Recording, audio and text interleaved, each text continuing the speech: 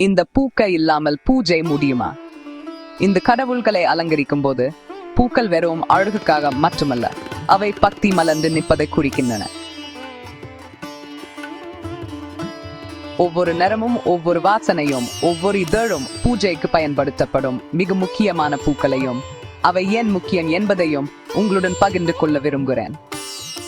முதலில் மல்லிகை பூவில் ஆரம்பிக்கலாம். தூய வெள்ளை நிறம், மென்மையான நறுமணம். இந்த சின்ன பூக்கள் கிட்டத்தட்ட எல்லா பூஜைகளிலும் அவசியம். இவை நேர்மறை ஆற்றலை ஈர்க்கும் என்னோ விஷ்ணு பகவானே லட்சுமி தேவியை மகிழ்விக்கும் என்ன சொல்லப்படுகிறது. அடுத்து தாமரை. இது தூய்மையையும் ஆன்மீக வளர்ச்சியையும் குறிக்குது. இது லட்சுமி தேவிக்கு அர்ப்பணிக்கப்படுகிறது. இது விநாயக பெருமான் வருவதை போல காணப்படுகிறது. சாம்திப் பூவும் இன்னொரு விருப்பமான பூ. இதன் பிரகாசமான ஆரஞ்சுங்க மற்றும் மஞ்சள் நிறங்கள் சூரியனுக்கு குறிக்கின்றன. இது பூஜை அறைக்கு ஒரு துடிப்பான ஆற்றலை கொண்டு வருகிறது. நான் எப்போதும் சாந்தி மாலைகளை பண்டிகைகளுக்கு பயன்படுத்துவேன், குறிப்பா விநாயக பெருமானுக்கும் மற்றும் துர்கைக்கும். ரோஜாக்களுக்கும் ஒரு இடம் உண்டு, குறிப்பா சிவப்பு ரோஜாக்களுக்கு.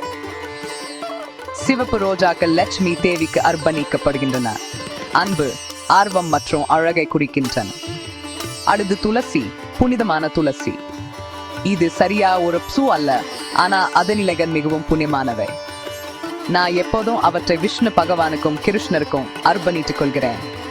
சம்பங்கி. சம்பங்கி சிவபெருமானுக்கு பிடித்தமானது. செம்பருத்தி பூ ஹப்ஸ்கஸ், பிரகாசமான சிவப்பு செம்பருத்தி காளி தேவிக்கு பிடித்தோம். இது விநாயக பெருமானுக்கும் பிடித்தோம். ஒவ்வொரு பூவும் வெறும் அலங்காரத்தை விட மேலானது. அது அன்பு மற்றும் நன்றியின் ஒரு சிறிய காணிக்கை. அடுத்த முறை நீங்க ஒரு கோவிலுக்கு செல்லும் போது அல்லது உங்கள் வீட்டில் பூஜை செய்யும் போது பூக்களை கவனியுங்கள். அவ பிரார்த்தனைகளை நேரடியாக இறைவனிடம் கொண்டு சென்றனர். கேட்டதற்கு நன்றி. பக்தி விவரங்கள் உள்ளது என்பதையும் ஒவ்வொரு பூவும் ஒரு கதையை சொல்லுது என்பதையும் நினைவில கொள்ளுங்க. நன்றி.